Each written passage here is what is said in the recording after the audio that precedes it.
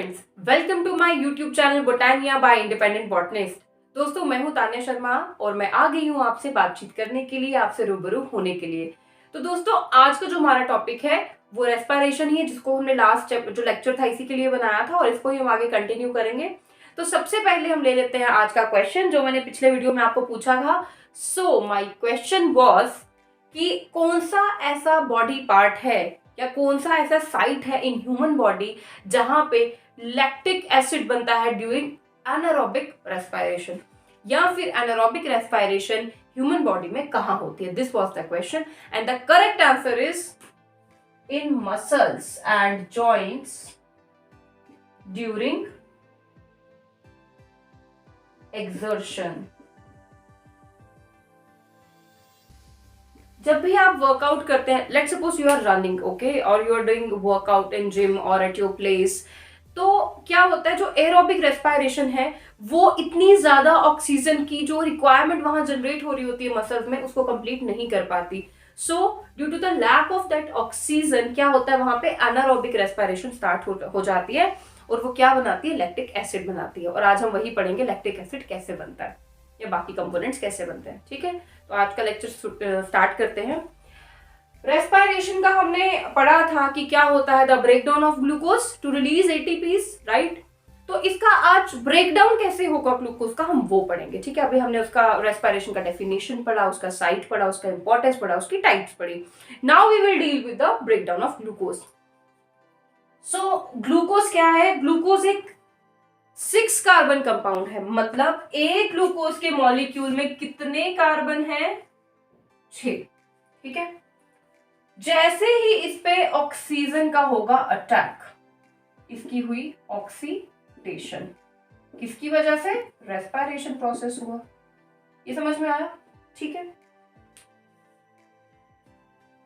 ये ग्लूकोज का मॉलिक्यूल है, ये टूट गया कितने हिस्सों में, 2 हिस्सों में। ठीक है, और इसने क्या बनाया, इसने बनाया पायरूवेट। पायरूवेट, यहां पे कितने कार्बन थे, 6।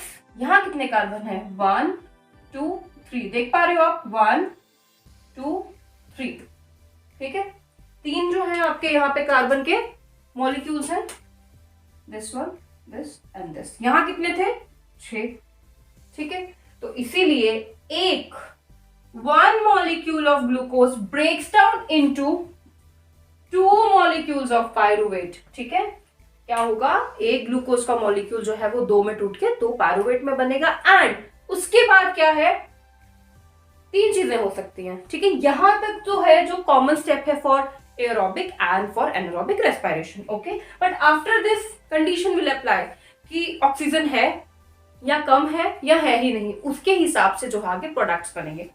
So, in the absence of oxygen, where there is no oxygen, तो क्या बनेगा, ethanol, alcohol will form, alcohol will form, carbon dioxide will release, no doubt ATPs will form, because जो main function है respiration का, चाहे वो कोई भी टाइप हो, वो क्या होता है, the formation of ATP. But मैंने आपको पिछले लेक्चर में बताया था जो एनारोबिक रेस्पिरेशन है उसमें कम एटीपीज बनते हैं। तो यहाँ पे कितने एटीपीज बनेंगे, 2 ATPs।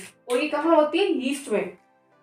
Yeast is an unicellular organism. ठीक है, तो क्या होता है, यीस्ट में ऑक्सीजन नहीं होती, मतलब उसके एटमॉस्फेयर में क्या होता है, in the absence, totally absence of oxygen, आपका जो ग्लूकोज है वो पायरुवेट में टूटता है, फिर वो पायरुवेट बनाता है अल्कोहल। कौन सी alcohol, ethanol, ethyl alcohol, ethanol. ठीक है, और कार्बन डाइऑक्साइड और 2 ATPs जो है वो रिलीज करता है। ये समझ में आ गया।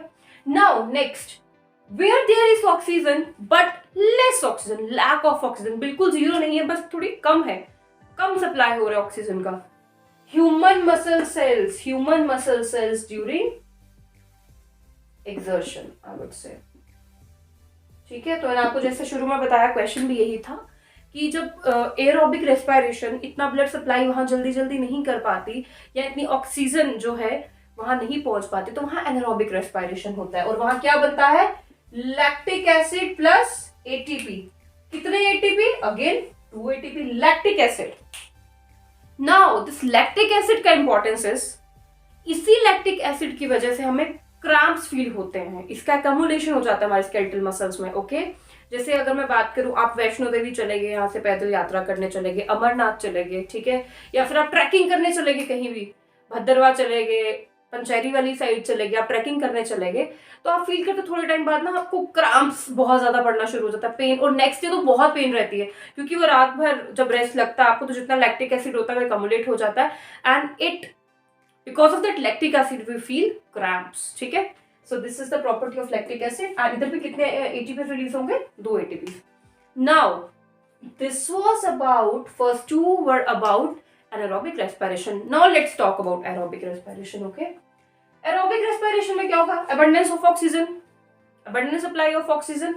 ये कहाँ होगा? Mitochondria of a living cell, mitochondria of a cell, चाहे प्लांट सेल है, एनिमल सेल है, यूनिसेलुलर है, मल्टीसेलुलर है, mitochondria is the site, right. तो यहाँ क्या होगा? कार्बन डाइऑक्साइड बनेगी, जो कि हमने इसकी मेन रिएक्शन पढ़ी थी, वाटर रिलीज होगा और एटीपीज बनेंगे। How much ATPs? 38 ATPs. So can you see the difference? Which one is more efficient? Obviously, aerobic respiration, because it forms 38 ATPs from one molecule of glucose. So this is the reaction. आपकी NCERT में भी ये बना हुआ है, आपको इन्हीं 3 को याद रखना है। जो क्वेश्चन बनेगा इसी में से बनेगा, और 3 ही कंडीशंस याद रखनी कि ग्लूकोज टूटा पायरुवेट में, ग्लूकोज एक 6 कार्बन कंपाउंड था, पायरुवेट 2 कार्बन कंपाउंड है, इसलिए एक मॉलिक्यूल से 2 बनेंगे, राइट। 50-50 हो गया, 3 इधर 3 इधर। उसके बाद 3 कंडीशन है, या तो आपकी ऑक्सीजन बिल्कुल नहीं होगी, तो क्या बनेगा आपका? Alcohol, carbon dioxide, 2 ATP. Absence, lack of oxygen, थोड़ा ऑक्सीजन प्रेजेंट है, lactic acid and 2 ATP.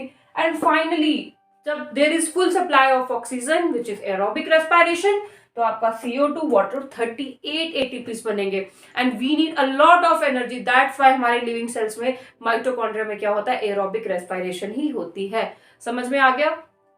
So this was all about respiration in animals. अब प्लांट्स की बात भी तो करनी है ना, रेस्पिरेशन से हमारे दिमाग में सिर्फ ये आता है ओके एनिमल्स में होता है, ह्यूमंस में होता है, but let me tell you friends, respiration in plants do takes place. ठीक है, तो आपने कभी ये सुना है कि रात को पेड़ के नीचे नहीं सोना चाहिए, सफोकेशन होता है? सुना होगा आपने, रात को पेड़ के नीचे नहीं सो, भूत प्रेत आते हैं। No, that's not the reason, it's very biological, scientific. जो आपके प्लांट्स हैं they do respire, right, they respire 24 hours, हमारी तरह, एनिमल्स की तरह, because they do need energy, right. तो वो भी सांस लेते हैं, आई वुड से ऑक्सीजन अंदर लेते हैं, कार्बन डाइऑक्साइड जो है वो छोड़ते हैं। लेकिन दिन के टाइम पे, सनलाइट के टाइम पे क्या होता है? फोटोसिंथेसिस होता है प्लांट्स में, तो वो क्या करता है?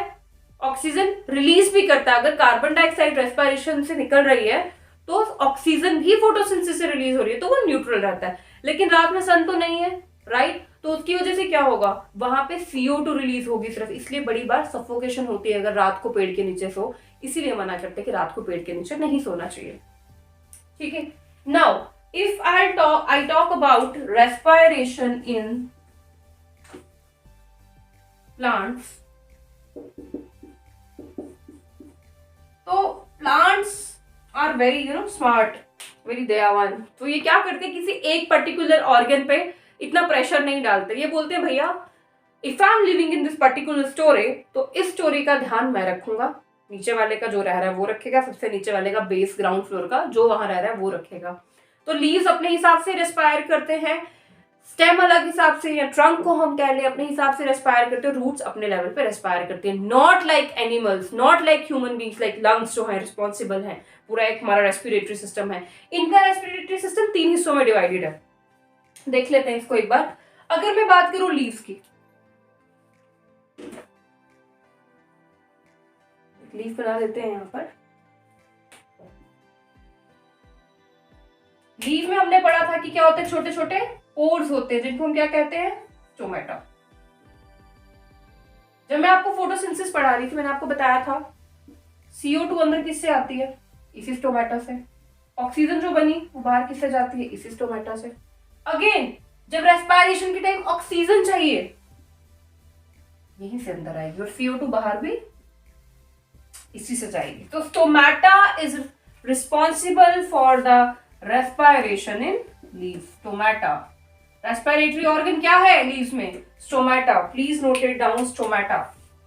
कंफ्यूज नहीं होना है। तो स्टोमेटा सिर्फ फोटोसिंथेसिस में हेल्प नहीं करता, एक्सचेंज ऑफ गैसेस मैंने आपको इसका फंक्शन लिखाया था। तो yes, they do exchange gases in both the processes, in respiration as well as in photosynthesis. Okay, now the next one is your leaves is done, ये समझ में आ गया। अगला है स्टूडेंट्स रूट्स। तो रूट्स में क्या करते हैं, अगर मैं एक रूट बनाऊं यहां पर, अगर आप इसको मैग्नीफाई करें तो एक रूट की टिप कुछ ऐसी दिखती है और इस पे क्या होते हैं, बहुत सारे रूट हेयर्स होते हैं। इन रूट हेयर से वाया डिफ्यूजन जो है आपकी ऑक्सीजन अंदर जाती है। आप बोलोगे मैम मिट्टी में कहाँ जगह है, but yes there are intercellular, there are air spaces in the soil. उन एयर स्पेसेस के थ्रू, डिफ्यूजन के थ्रू जो है रूट्स इसको ऑक्सीजन को अंदर ले लेती है और CO2 को बाहर छोड़ देती है। और वहां पे भी क्या करती हैं, रेस्पिरेशन करती हैं, ब्रेक डाउन करती है, एनर्जी को स्टोर करके रखती है फॉर फ्यूचर यूज। ATPs बना के वहीं रखेंगी, जब जरूरत पड़ेगी पेड़ के किसी हिस्से में they will transfer these ATPs to that particular site of need. ये समझ में आ गया। तो रूट कैसे करते हैं, through diffusion. Now stems, stems का एक बड़ा अच्छा सा फीचर है जो हम यहाँ पे देख सकते हैं। देखिए मैंने आपको क्या बोला कि जितना भी ग्रीन पार्ट है, राइट, हमने पढ़ा था जितना भी ग्रीन पार्ट है वहां क्लोरोफिल है, वहां पे क्या होती है, फोटोसिंथेसिस। तो अगर कोई टेंड्रिल से स्टेम है and if it is green in colour, तो यहाँ पे भी क्या होगा, स्टोमेटा होंगे। Yes, they do have stomatas. ये भी इसके थ्रू करेंगे रेस्पायर। बट कोई एक वुडी ट्रंक है, कोई बड़ा पेड़ है, ट्री है जिसका वुडी सा ट्रंक है, ये इसकी बार्क है, ठीक है।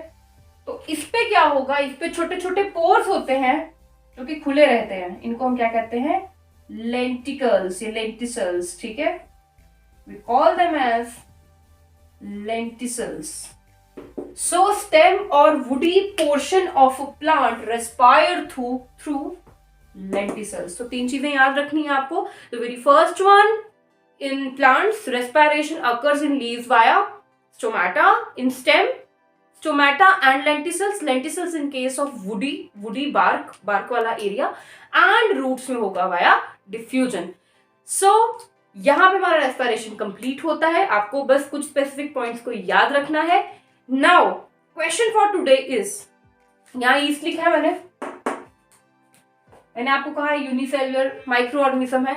So now my question is, tell me the commercial use of yeast या tell me the importance of yeast in your daily life. ठीक है, आप मुझे बताइए यीस्ट का क्या इंपॉर्टेंस है, कहाँ कमर्शियल लेवल पे आप इसको यूज करते हो, कहाँ इसका एप्लीकेशन है। Okay, so that's all for the today. Will come up with the next chapter very soon. Till then stay tuned.